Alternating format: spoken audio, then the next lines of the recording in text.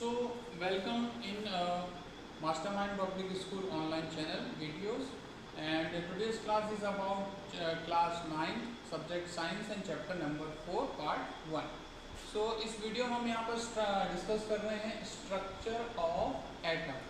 Previous videos में आपने देखा होगा कि हमने चैप्टर नंबर 3 में डिस्कस किया था एटम्स और मॉलिक्यूल के इंट्रोडक्शन के बारे में कि एटम का एग्जिस्टेंस कैसा है, एटम की कुछ प्रॉपर्टीज देखी, फिर अपन ने देखा कि एटॉमिसिटी देखी, होमो एटॉमिक मॉलिक्यूल देखे, हेटेरो एटॉमिक मॉलिक्यूल देखे, आयंस देखे, फिर हमने केमिकल फार्मूला बनाना सीखा। तो ये सब हमने चैप्टर नंबर 3 में किया। इस चैप्टर में हम देखेंगे कि जो एटम की हम बात कर रहे थे चैप्टर 3 में, वो इंटरनली किस तरह से बना होता है। दैट मीन्स यहाँ की जो एटम की अल्टीमेट स्ट्रक्चर क्या है। यूजुअली हमने पढ़ा था चैप्टर नंबर 3 में कि atom is the smallest particle of any matter. Now हम देखेंगे कि एटम से भी छोटे कुछ पार्टिकल हैं जैसे कि जिनसे मिलकर के एटम फॉर्म होता है या बना होता है। तो यहाँ पर आपको अभी इसके जो बोर्ड पे दिख रहा है ये हम देखेंगे कि चैप्टर 4 में हमें क्या क्या पढ़ना है, उसका एक हमने यहाँ पर रिव्यू दिया है, ग्लांस दिया है चैप्टर 4 का। तो सबसे पहले स्टार्ट करते हैं हम यहाँ पर एटम से। तो एटम का जो सब एटॉमिक स्ट्रक्चर है वो कुछ पार्टिकल से मिलकर के बना होता है, जिसमें हम देखेंगे वो पार्टिकल्स के सबसे पहले तो इंट्रोडक्शन देखेंगे जैसे कि न्यूट्रॉन, इलेक्ट्रॉन और प्रोटॉन। फिर उनकी डिस्कवरीज यानी कि खोज के बारे में बात करेंगे, कैसे साइंटिस्ट डिफरेंट साइंटिस्ट ने उनकी डिस्कवरीज की और किन एक्सपेरिमेंट के थ्रू वो डिस्कवर्ड हुए।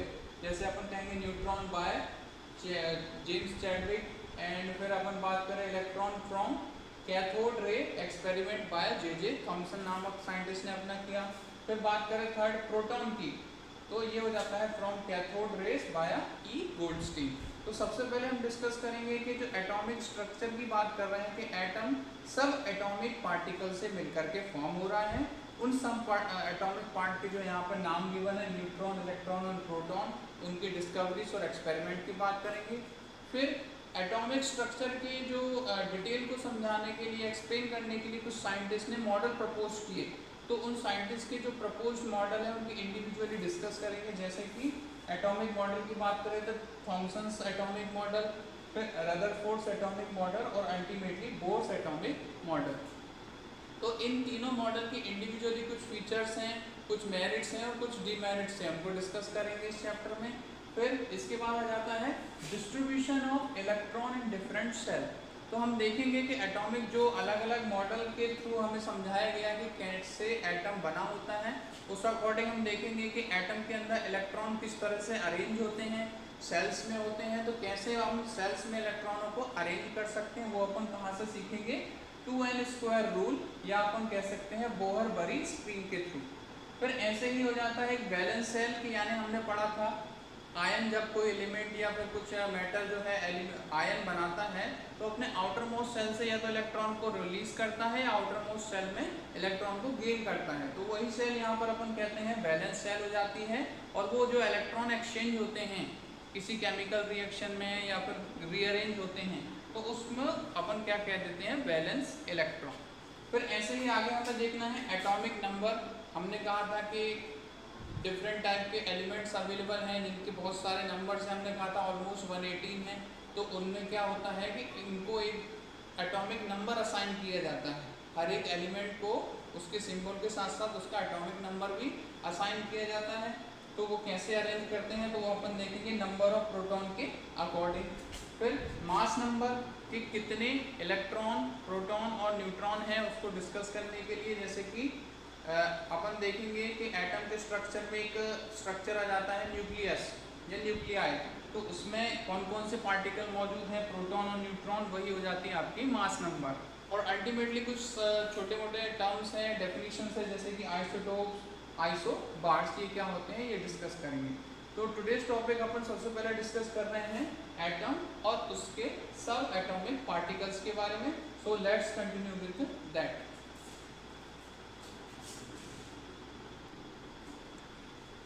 जैसा हमने चैप्टर 3 में देखा था कि डाल्टन ने आपकी एटॉमिक थ्योरी दी थी और डाल्टन ने कहा था कि जो एटम है वो किसी मटेरियल का सबसे स्मॉलेस्ट अनडिवाइडेड पार्ट है। लेकिन 19th सेंचुरी में जब पता चला साइंटिस्ट को कि एटम भी किसी और छोटे पार्टिकल से मिलकर के बना होता है, तो 19th सेंचुरी में ये उनकी एटॉमिक थ्योरी को डिस्कार्ड कर दिया गया। और क्योंकि अलग अलग टाइप के सब एटॉमिक पार्टिकल्स की डिस्कवरी हुई, इससे ये पता चला कि एटम भी छोटे पार्टिकल से मिलकर के फॉर्म हो रहा है। तो वही अपन यहाँ पर एक एक करके सब एटॉमिक पार्टिकल्स को स्टडी करेंगे। So let's discuss about subatomic particles. तो as previously told कि हमने कहा कि एटॉमिक जो स्ट्रक्चर है, जब उसके स्ट्रक्चर की जो डिस्कवरीज हुई तो साइंटिस्ट को ये पता चला कि जो डाल्टन ने कहा था कि atom is undivided part of any matter, लेकिन बाद में पता चलता है कि एटम भी है जो कुछ पार्टिकल से मिलकर के बना होता है, और उन्हीं पार्टिकल्स को हमने क्या कहा, सब एटॉमिक पार्टिकल्स। तो एक एक करके इन सब एटॉमिक पार्टिकल्स के नॉमेनक्लेचर, उनकी डिस्कवरी और उनसे रिलेटेड कुछ फैक्ट्स की बात करते हैं। तो यहाँ पर सबसे पहले आपका आ जाता है डिस्कवरी ऑफ इलेक्ट्रॉन। तो इलेक्ट्रॉन सबसे हमने कहा कि इम्पॉर्टेंट और स्ट्रक्चरली रिलेटेड पार्टिकल है एटम का, जो जिसमें अपन आगे जाके देखेंगे कि इलेक्ट्रॉन ही वो पार्टिकल है जो किसी भी टाइप के केमिकल रिएक्शन में एटम के इन्वॉल्वमेंट के लिए ज़रूरी होता है। तो यहाँ पर ये हम बात करें कि इलेक्ट्रॉन की जो खोज हुई वो कैथोड रे एक्सपेरिमेंट के थ्रू हुई, और साइंटिस्ट जिन्होंने इसकी डिस्कवरी को परफॉर्म किया वो जाते हैं J Thomson. J Thomson is scientist जिन्होंने बताया कि Thomas explained presence of electron by cathode ray experiment. Facts की बात करें तो जैसे कि हमने कहा है कि इलेक्ट्रॉन एक पार्टिकल है, और पार्टिकल्स में यूजुअली किसी न किसी टाइप का चार्ज मौजूद होता है। तो यहाँ पर आपको पता होना चाहिए कि इलेक्ट्रॉन एक ऐसा चार्ज पार्टिकल है जो कि नेगेटिवली चार्ज हो जाता है, और वहाँ पर चार्ज की जो वैल्यू हो जाती है, अच्छा चार्ज एक तरह की फिजिकल क्वांटिटी है, तो यहाँ पर चार्ज जो है वो उसकी डेफिनेटली कोई ना कोई यूनिट होगी। जैसे अपन देखते हैं लेंथ होता है, एरिया होता है, या ऐसे ही और भी फिजिकल यूनिट होती है। जैसे आपने प्रीवियस क्लासेस में पढ़ा होगा स्पीड या वेलोसिटी, इनकी क्या हो जाती है, यूनिट। तो ऐसे ही चार्ज भी एक फिजिकल प्रॉपर्टी है जिसकी, या क्वांटिटी है जिसकी अपन कहेंगे यूनिट हो जाती है। तो इलेक्ट्रॉन के केस में यहाँ पर अपन बात करें, चार्ज इन इलेक्ट्रॉन हो जाता है आपका 1.6 × 10⁻⁻19 कूलम। यहाँ पर जो कूलम है ये आपकी चार्ज की यूनिट हो जाती है, और इलेक्ट्रॉन के केस में बात करें तो चार्ज कैसा हो जाता है, नेगेटिव।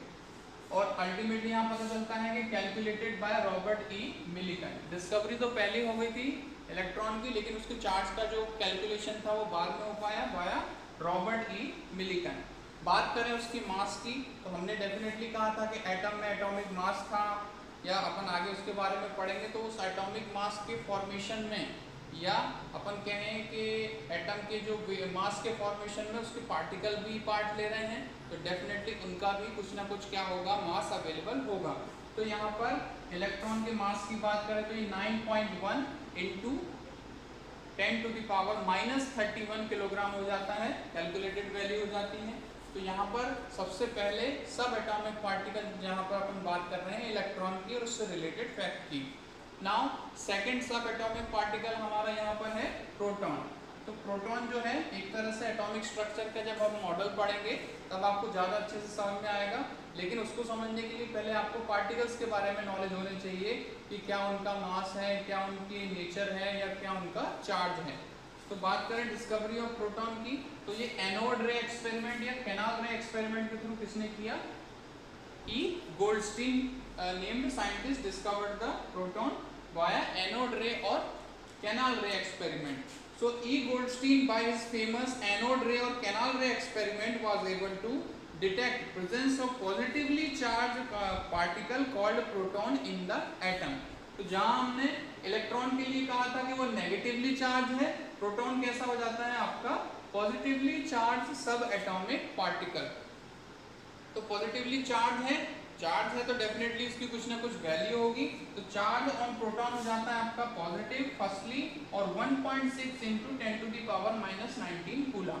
आप देख सकते हैं दोनों की वैल्यू इक्वल है, इलेक्ट्रॉन पे जो चार्ज है वो भी सेम है to proton, same to same charge है, लेकिन दोनों की अपन बात करें जो एक आपका नेगेटिवली चार्ज है और दूसरा पॉजिटिवली चार्ज है। तो जो आपका हम कहते हैं कि डाल्टन ने जो एटॉमिक थ्योरी कहा था कि इलेक्ट्रॉनिकली जो एटम है वो कैसा हो जाता है, न्यूट्रल। तो आप देख सकते हैं दोनों चार्ज की वैल्यू इक्वल है और अपोजिट है, तो इस कारण दोनों चार्ज एक दूसरे को नल कर देते हैं और अल्टीमेटली आपका एटम कैसा हो जाता है, electronically neutral according to the Dalton's theory.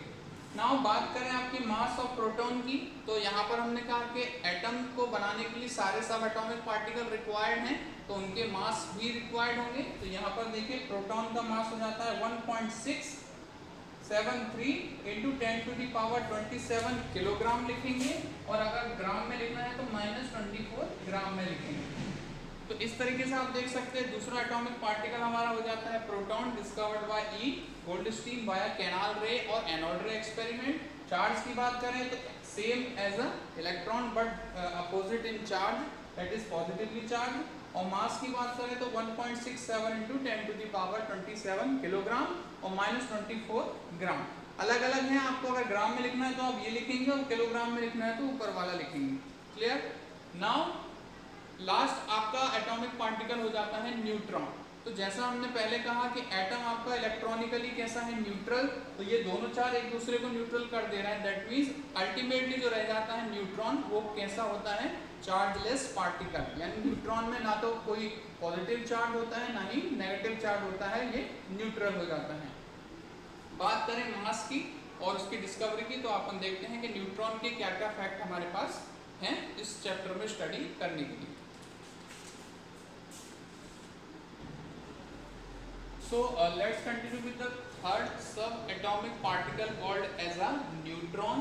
Neutron discovered by James Chadwick. So James Chadwick bombard उन्होंने क्या एक्सपेरिमेंट किया कि उन्होंने लाइट एलिमेंट जैसे कि लिथियम और बोरॉन लिए और उन्होंने बहुत ज़्यादा अमाउंट में किससे अल्फा पार्टिकल्स की क्या करी, बम्बार्डमेंट करी।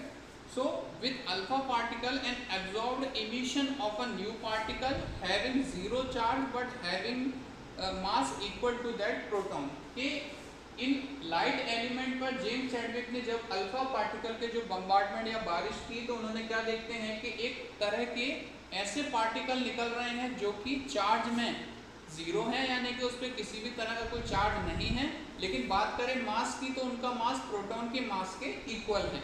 तो उन्होंने इन चार्ज को इन पार्टिकल्स को क्या नॉमेनक्लेट कर दिया, न्यूट्रॉन। यानी एटम के ऐसे पार्टिकल जिसमें कोई भी चार्ज नहीं है, neutral particle. So neutron are neutral particles of atom, यानी कि इसमें ना तो कोई नेगेटिव चार्ज है ना ही कोई पॉजिटिव चार्ज है। लेकिन बात करें मास की तो न्यूट्रॉन का जो मास है वो प्रोटॉन के मास के इक्वल हो जाता है, यानी कि वही 1.673 इंटू 10⁻27 किलोग्राम। तो न्यूट्रॉन और प्रोटॉन का मास क्या हो जाता है, इक्वल। तो यहाँ पर बात करें एक और फैक्ट आ जाता है, जैसे कि neutrons absent in protium isotope of hydrogen. तो हाइड्रोजन जो एलिमेंट है उसके कुछ आइसोटोप होते हैं। आइसोटोप क्या होता है आपको इसी चैप्टर के लास्ट में पता चलेगा कि ऐसे एलिमेंट जिनमें उनके प्रोटॉन के नंबर तो सेम हो, लेकिन यानी कि एटॉमिक नंबर तो सेम हो लेकिन उनके एटॉमिक मास डिफरेंट हो, ऐसे जो एलिमेंट हो जाते हैं वो आपस में आइसोटोप होते हैं। तो हाइड्रोजन के नॉर्मली 3 आइसोटोप होते हैं, 1H1, 1H2 और 1H3। तो इसमें से जो 1H1 वाला जो आपका आइसोटोप होता है इसको अपन बोलते हैं प्रोटियम। इसमें आपके न्यूट्रॉन क्या हो जाते हैं, एब्सेंट, यानी कि इसमें न्यूट्रॉन नहीं होते हैं, इसमें केवल एक प्रोटॉन और एक इलेक्ट्रॉन प्रेजेंट हो जाता है। फिर बात करें यहाँ पर मास की, तो जैसा कि हमने देखा कि इलेक्ट्रॉन का जो मास है वो बहुत ही नेग्लिजिबल है, किसके कंपेयर में, न्यूट्रॉन और प्रोटॉन के कंपेयर में। हमने देखा न्यूट्रॉन और प्रोटॉन का मास दोनों का इक्वल है। वही अपन इलेक्ट्रॉन के मास की बात करें तो ये 9.1 इंटू 10⁻31 किलोग्राम है, जो कि न्यूट्रॉन और प्रोटॉन के कंपेयर में बहुत नेग्लिजिबल हो जाता है। तो जो एटम का जो एक्चुअल मास है वो केवल और केवल न्यूट्रॉन और प्रोटॉन से बना हुआ माना जाता है, इलेक्ट्रॉन के मास की उसमें काउंटिंग नहीं की जाती है। तो since mass of a electron are negligible as compared to the proton and the neutron, hence sum of masses of proton and neutron in an atom called as atomic mass. यानी कि atom का atomic mass किसे कहते हैं हम, उसमें जितने भी न्यूट्रॉन मौजूद हैं और साथ में उनमें जितने भी प्रोटॉन मौजूद हैं उनके मास का आप क्या करेंगे, ऐड कर देंगे, सम कर देंगे, तो वो क्या मिल जाएगा आपको, एटॉमिक मास। यहाँ पर अपन देखने लायक बात ये है कि एटॉमिक मास में इलेक्ट्रॉन के मास की अपन ने कैलकुलेशन नहीं की है, क्योंकि उसको न्यूट्रॉन और प्रोटॉन के कंपेयर में हमने क्या मान लिया है, नेग्लिजिबल। तो जब भी आपसे पूछा जाएगा एटॉमिक मास किस किस का सम है, तो मास ऑफ न्यूट्रॉन और मास ऑफ प्रोटॉन का सम आपका क्या हो जाता है, एटॉमिक मास। तो यहाँ पर हमने देखा आज के जो वीडियो में हमने सबसे पहले देखा कि चैप्टर 4 में हमने पूरा ग्लांस में देखा कि क्या पढ़ना है। फिर हमने देखा कि एटॉमिक स्ट्रक्चर से रिलेटेड जो भी सब एटॉमिक पार्टिकल्स थे उनके बारे में पढ़ा। तीनों सब एटॉमिक पार्टिकल्स के आपको नाम पता होने चाहिए, न्यूट्रॉन, प्रोटॉन और इलेक्ट्रॉन। साथ में कौन से साइंटिस्ट ने उनको डिस्कवर किया ये भी आपको पता होना चाहिए। फिर इसके साथ ही हम देखें कि एटम के चार्ज पार्टिकल कौन कौन से हैं। तो हमने देखा कि न्यूट्रॉन में तो कोई चार्ज मौजूद नहीं था, तो न्यूट्रॉन कैसा हो जाता है आपका, न्यूट्रल पार्टिकल ऑफ एटम। वहीं चार्ज पार्टिकल की बात करें एटम के, तो प्रोटॉन और इलेक्ट्रॉन क्या हो जाते हैं, एटम के चार्ज पार्टिकल। इलेक्ट्रॉन हमने कहा नेगेटिवली चार्ज होता है, वैल्यू 1.6 × 10⁻⁻19 कूलम कहा। वही प्रोटॉन आपका पॉजिटिवली चार्ज पार्टिकल हो जाता है और वैल्यू उसकी सेम इलेक्ट्रॉन जैसी हो जाती है 1.6 × 10⁻⁻19 कूलम।